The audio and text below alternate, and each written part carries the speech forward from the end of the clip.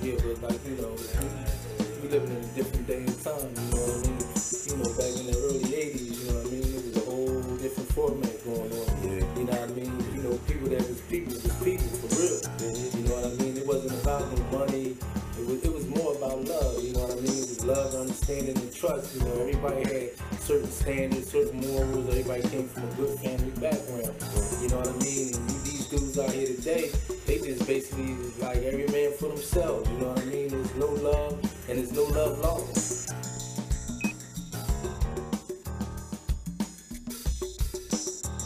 In these streets I walk around with my head up to the ground, and I'm telling me, in these streets you might get shot right there on the spot, and I'm telling me.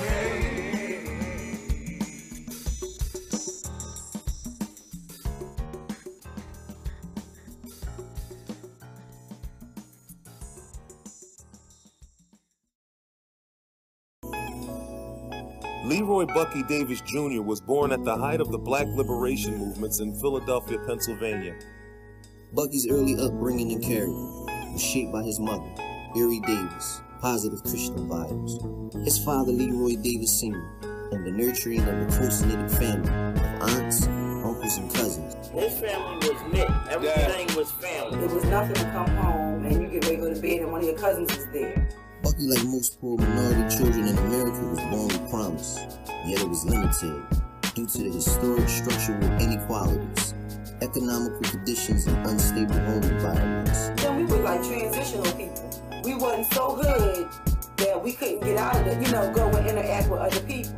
During the 1970s, Bucky filed mental health to die for the worse, forcing his mother to pack up and leave for the well-being of her children. Erie moved in with her parents, Marie and Marvin Harrison. Everyone in the neighborhood affectionately called Marie Mama. Mama lived on the 1300 block of Paxton Street in Southwest Philadelphia. In the 1970s, Southwest Philadelphia was a nice place to live. Unlike most vile-looking inner-city communities, the neighborhood consisted of mostly two-story row homes, clean paved streets, black-owned businesses, and people living just under or above the poverty line. Recreational centers, playgrounds, and boxing gyms were used as refuge for many troubled youth trying to escape the dark worlds of gangs and expanding criminal activity. In 1974, Bucky joined the Southwest Youth Center, where he was introduced to the boxing trainer, Dick Turner. Bucky fell in love with the boxing style of Mr. Turner's nephew, Anthony Two Gun Fletcher. Two Gun's flamboyant boxing style, superior hand speed, and unmatched slip game impressed the young starry-eyed Bucky so much that he would go home and mimic Two Gun's boxing moves. Within months of training, Buck's natural ability was showcased amongst other novice fighters. His exceptional ability to absorb the boxing basics transformed him into a phenom. Under the tutelage of Mr. Turner, Bucky would outshine fighters within his weight class. Mr. Turner began to enter the young flyweight into various local boxing matches around the city. State fair, quarterfinal match. We fighting the kid. This kid had something like 100 and some odd fights when he was fighting the kid. And then he come back and he said, I'm gonna go out there and I'm gonna really go out and I'm gonna try to get this guy. And he did everything he could. And this kid was so discouraged that the kid wanted to quit. Twice the kid wanted to quit. But the kid ended up quitting in the third round. He was like a mixture of Mildred Teller with the hand speed, but he was a hard puncher like a Pacquiao type of fighter. Throughout the late 70s to the early 80s, Bucky's dedication and rigorous training would pay off.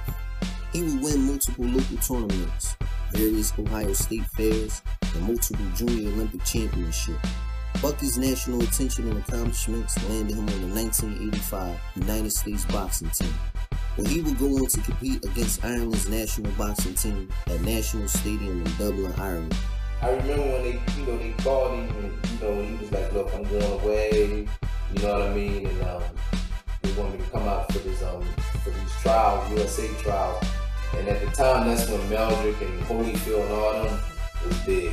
You know what I mean? They was the, big time amateurs. And Buck would call home, you know what I mean? And be like, yeah, I just stopped the bull like 32 seconds in the first round. Like after every fight, he would call home and be like, yeah, I just stopped another bull like 34 seconds in the first round. Like but Buck was putting him out. He was getting him out of there. He won both his fights. You know, so there's a couple great articles telling how fast he was, how many times he hit the guy for every one punch he threw. He would go on to win the flyweight division at the tournament. Bucky would also go on to win the 1986 Golden Gloves. These victories signal his arrival as one of America's brightest new sports stars and a potential U.S. candidate for the 1988 Olympics.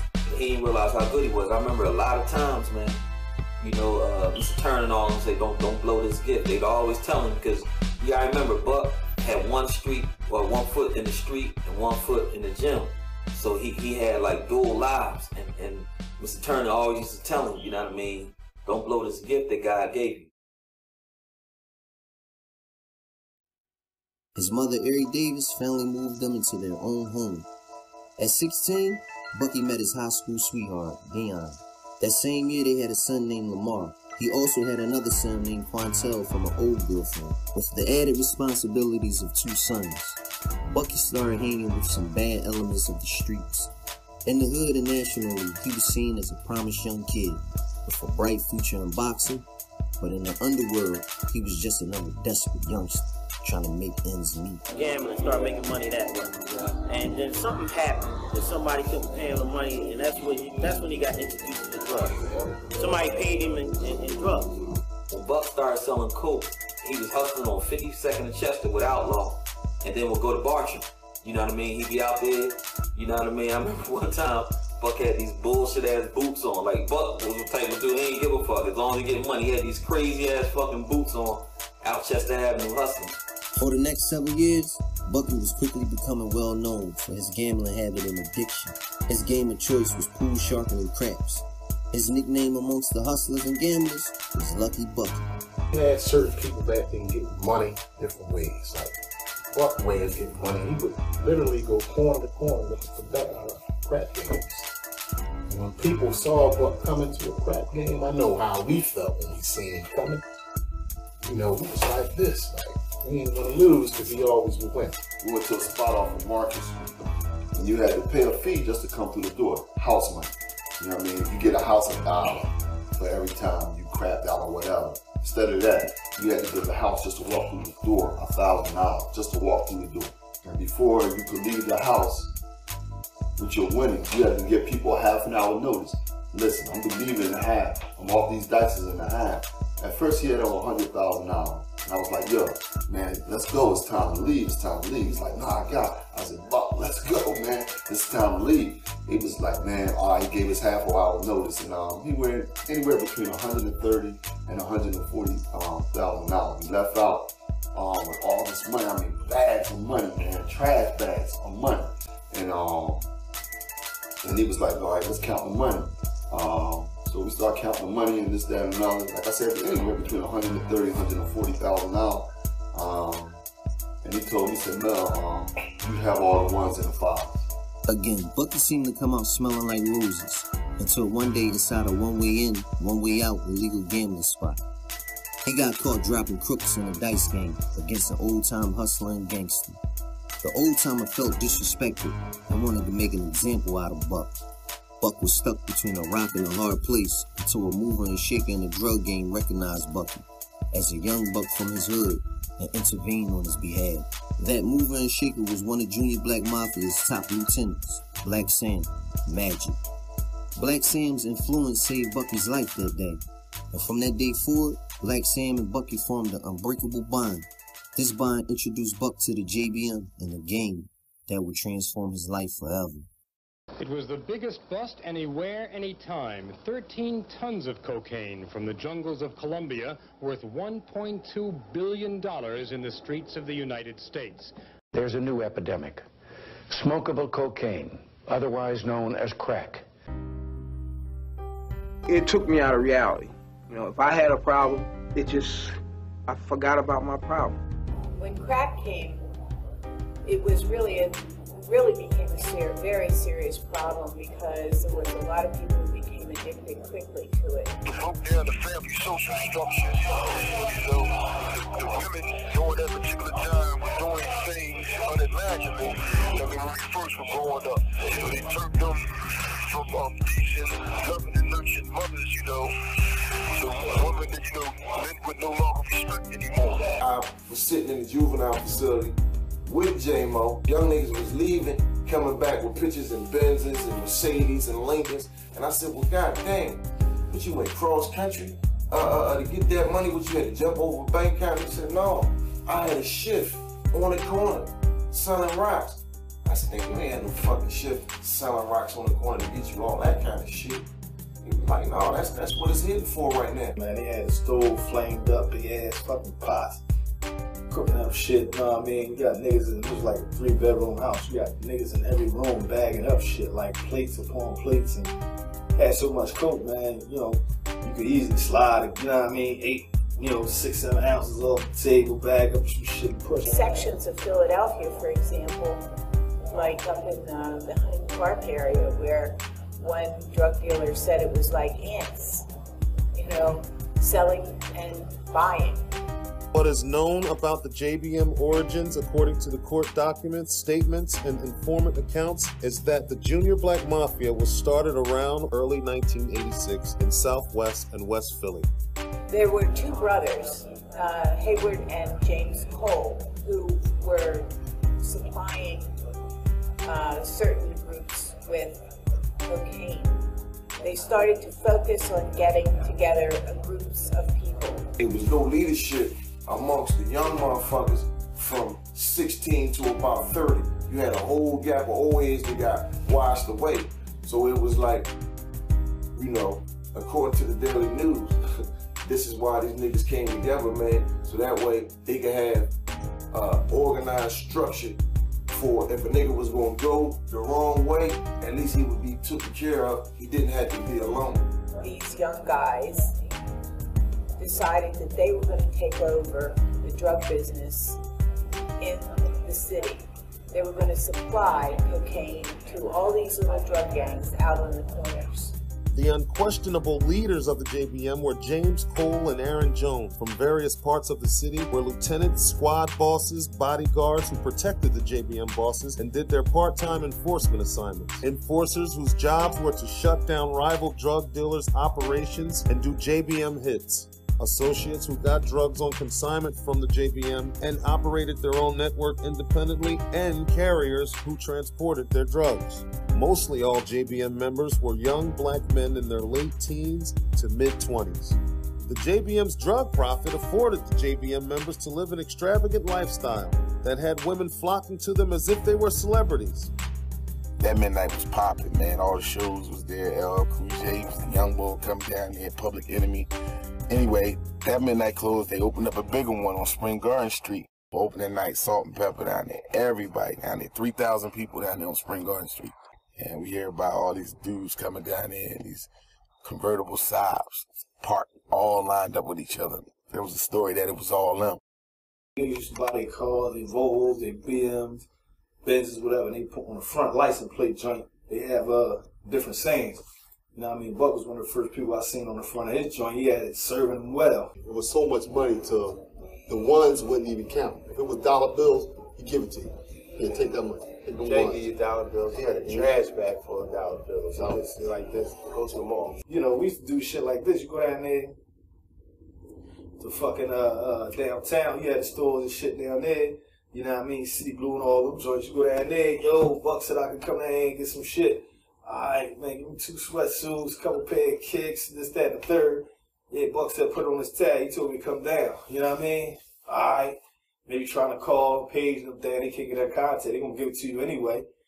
Buck come through. This nigga got a tab. Fuck you, man. I ain't tell that nigga to come down here, such and such. You gonna pay the tab anyway. Yeah, so what? Hey, alright, whatever.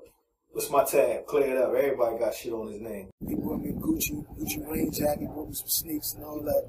I said, yo, I gotta buy my girl something. He said, you got money? He didn't know I was saving my money up. When I brought the girl something, he's like, yeah, that's how you keep it. Everybody getting money. Ain't nobody really jealous of nobody. Everybody having a nice time. High-ranking JBM members wore diamond-studded Rolex watches and signature gold rings. With the initials JBM, and they were encrusted with diamonds. And there were maybe about 11 of them made, 11 or 12 made, and they were given out to the major players at that time. It wasn't just rings. I mean, people was putting it on cars. You know what I mean? It was a lifestyle. A ring was just the icing on the cake, but it was just a lifestyle. JBM was a lifestyle. You know what I mean? People say Junior Black Mafia, but you know what I mean? Another take on that was just blowing money. And they was blowing money, and they had blow and money. Along with the perks of being a JBM member or associate was a brotherhood-type atmosphere that was fostered by leadership where everyone greeted each other with the expression, family, and a bear hug. Their empire and network expanded around the city, intimidating and approaching other coke dealers, with the threat to use violence if they didn't buy their drugs or pay street taxes. The JBM motto was, get down or lay down.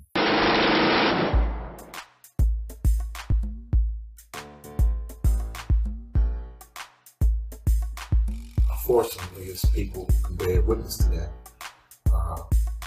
That's alive, and then those who can't, is the reason why they can't. Ain't nobody had what they had. Ain't nobody had it for the numbers they had it. So you ain't had no fucking choice but to get down. Like, they had what you needed for way cheaper than what you would have ever got. You know, we talking 25 years later, and you know, you got some punk, bitch-made niggas that might come home, and they remember how it was when the fam had the town. And they'd try to downplay like they uncle ain't had to get down, or their brother was already a millionaire, or they would have never got down with the niggas. They're all lying. All you motherfuckers would have got down, and all you motherfuckers did get down. This is some of you motherfuckers wasn't even worth the headache. Junior Black Mafia's drug runs and connections ran up and down the eastern seaboard, from Philadelphia to Florida, and as far as California. At first, you know, Cole was the intermediary to get the cocaine. And he was going to Miami, but that source dried up. So they had to find another one. Earl Stewart, known as Mustafa, was later supplying cocaine from California, 100 kilos at a time. The JBM's empire and network distributed large quantities of coke and small amounts of heroin through their street bosses into Southwest, West, North, South Philly, and Uptown. Bucky became a member of JBM in 1986. He was Black Sam's top manager and distributor. Just because he was an athlete, a known athlete, you know, that put him on a microscope for drug deals because he was, you know, a strong figure in the community. Buck was good at managing personnel. He already knew how to, you know what I mean, get money, but Buck inspired you. He made you think that you're the only nigga who can move that 9.5, and he made the next man feel that way too, so you felt relevant, you know what I mean? Even though he got like 10 motherfuckers, like the way Buck would talk to you, he made you feel relevant, like I really need you. Buck was one of those special type of dudes, you know what I mean? People see he had the qualities and potential to be, you know, a great leader of men. According to a reliable former JBM member, Aaron Jones wanted Bucky under his wing so he could personally groom him. So one day Aaron approached and told Black Sam that Bucky would be working under him. Anyway, nah, you know, back up, fall back. Whatever they gonna get, you get a G off and everything. So he got 30 joints, he got 30 by doing that. That movement and promotion, the elevation of Bucky's status to a squad boss, that put him at the table with the other JBM bosses. Bucky was a dude, man, that was gonna make a hell of a name for himself without even being associated with that. You know, the money wasn't, it wasn't what he glorified. He didn't glamour the money, you know. It was like, hey, you can have this. It's nothing, you know what I'm saying? Just do the right thing, be loyal. A lot of dudes admired Buck when he was a young boy, when he was out for the Golden Gloves and all that. And he was like a real thorough dude. So a lot of dudes followed his lead. So I think if Buck decided to be a painter, niggas would have started painting just to be able to say, I paint for Buck. You know what I'm saying? If niggas was driving old beat up trucks with their paint supplies, Buck would have got a new van. and niggas would have been talking about that. You see that motherfucking van Buck riding around it? Man, I think I'm gonna be a motherfucking painter. He brought a lot of leadership, he brought a lot of brotherhood, you know what I'm saying? And he brought a lot of opportunity, man, because he wasn't a nigga that got on and he left a whole bunch of niggas with their rib cage sticking out. Oh, niggas ate when Buck was around. You know what I mean? If not directly, but indirectly. Motherfuckers was eating. Bucky began to put a crew together that he could trust. He would select Rodney Frog Carson to be his right hand. Frog and Buck actually got together because Buck needed Frog to get an apartment in Frog's name. This is basically how he kind of started hanging around us, more so. You know, and he was from the service, he was the one service at the station down the neighborhood. And he started seeing money, he started seeing the glamour, he started seeing these things that he started wanting. Things that the service wasn't giving him, stuff like that. So he ended up AWOL. Started trying to ask, you know, what can you do? You know, things like that. So he knew something to do and took it from there. You know, people was like, this dude ain't putting no work in, you know what I mean, this, that, and the other. So, you know, where he even come from? You gave people a bad taste in their mouth, and I think it was mistaken as people was jealous, and it wasn't a jealous thing. It's just that people saw it for what it was. He hadn't proven himself in that part of the game. So why is you giving him all this power when we've been around you X amount of years? You know what I mean? Why that power wasn't given to a person like Little, a person like me, you know what I mean? But I guess in his own way, Buck was protecting us. Frog's main responsibility would be to manage the day-to-day operations, which consist on collecting money, making sure drugs were bagged, and distributing to the coke houses, and to survey the hood for drug dealers. Other members of Bucky's squad at the time were Lydell Johnson, Will Quiet Storm Purdue, Melvin Davis, Manny Mason, Littles, Lefty, and Suge. Each worked as clockers in a house on Cecil Street and were paid a weekly salary. The spot was a gold mine. It was located between Greenway and Woodland Ave on 58th Street. That house produced a lot of money, man. That was the money maker right there. 24-hour shift. You know what I mean? And actually, I said, I did a 24-hour shift for maybe about 4 or 5 months by myself. Once we flooded that neighborhood with the stuff that we was getting, and the quality, not the quantity, but the quality that it was, it's like you knocked everybody else out the box. I knew the shit started getting real serious because eventually we had to, secure the house. That joint was like something I never even seen before. Like, you know what I mean? They had the barricades up, like, you showing the stores. The metal shutters, you slide that down. Every door, every window had the metal shutters on the joint. That shit came in. I said, yeah, it's going down. It's about to jump. On my shift alone, the 11 to 7 shift, I made over $24,000 in one night. That's just one night pushing shit through a hole. The traffic was ridiculous, and this thing was going on 24 hours a day. Just imagine you setting up a shop and you got people coming every 30 seconds, and nobody is spending less than $50. And this is going on 24 hours a day, 7 days a week, 365 days a year. Bucky and his crew were literally rolling in the dough. The money allowed Bucky and Frog to buy 2 new convertibles, BMW 325i's, and moved into an apartment out Penrose where the professionals and athletes lived. They were moving up in the world, making a name for themselves as a growing force within the JBM.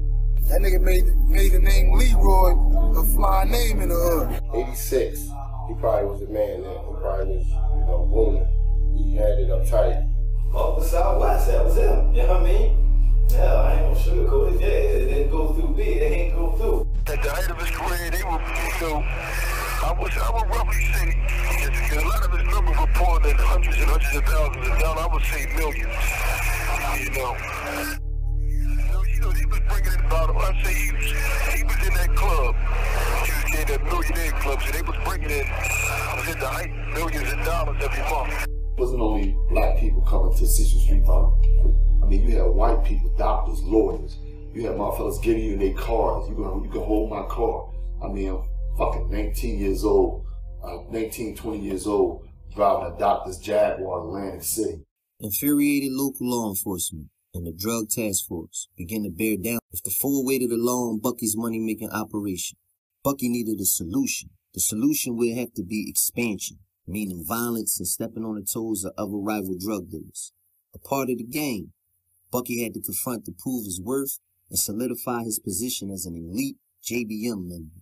So Bucky sent his right-hand man Frog as a scout to locate independent drug dealers in the Southwest Philly region who were not paying street taxes or buying their drugs from the JBM. Frog would extend the JBM's offerings, get down or lay down, and then report back to Bucky. There were some who shrugged off the warnings and would have to be dealt with by the JBM's muscle. Crew called on crew. I mean, if you was from uptown, you can easily call somebody and say, yo, I need y'all to come down here, you know, take care of some business for me or whatever, you know. So it didn't matter. Crew was crew. If a motherfucker went out his way to come find you at a party, at a mall, in the bed with your motherfucking baby mom, and offer you to come to the table and sit down with men and have a respectable meal, and you push the plate away, but you still eating junk food anyway, no, man. You wasn't gonna last too long in this town. It wasn't a climate where you can get bread comfortably. Like, niggas was making niggas take cars back because your car looked like mine. I'm the only one in the city riding this joint, you know what I mean? This the only color right here. I don't want you in this joint, you know what I mean? Especially if the nigga thought he was hustling or whatever. Look, dog, even if it wasn't a hustling nigga, you know what I mean? I heard reports where motherfucker Aaron had the first 750, you know, that year that came out, Beamer. He seen some nigga, regular old nigga, he wasn't even hustling or nothing. They slid up on the nigga like, yo, next time I see you, nigga, you better have that car changed, get your color changed or whatever, you know what I mean? Ran up on the nigga the second time, nigga ain't have it changed, you know what I mean? He smacked the nigga up. Third time they seen that nigga, he ain't had that car. You can't floss like I floss. You gotta do it different. Because you're not us. According to the Daily News, a lot of niggas got punished, man, you know, for being out of order, not being able to put something on the plate that was better, that was already out there. They wasn't bringing nothing to the table but a motherfucking war story, man. You know what I'm saying? So, yeah, a lot of old niggas got punished, man. You know what I mean? Some young niggas, too. The JBM's violence would force JBM leader and connect James Cole to step down from his leadership position and retire in 1987. James Cole was older and wiser than the younger, brash, muscle-flexing JBM members. He understood violence was bad for business because it got cops and politics involved in the game. So he stepped aside and hooked Aaron Jones up with his California drug importing connection, Earl Stewart. He was now the head of the Junior Black Mafia. His high intellect would serve as a vital asset to the growth of the JBM's organization. He was a really smart guy. And had he not gone in the drug business, he might have been an entrepreneur. He had a lot of style, he had a lot of class, and he had a lot of charisma. And I think that's what drew a lot of people to him, you know what I mean? Because, you know, he was that dude. And his character was, you get what you see. As long as you was straight up and down with him, he was straight up and down with you. He brought together a group of people that he trusted. He used to come through, four-door Pathfinder, 4 deep. Niggas open the door for him, they surround him. He said, I don't fuck with niggas that don't treat their family fly. So it was like, you couldn't have been riding with him every day, and you got a Cadillac, and he got a Benz, but your mom is paying a hat to get to the market.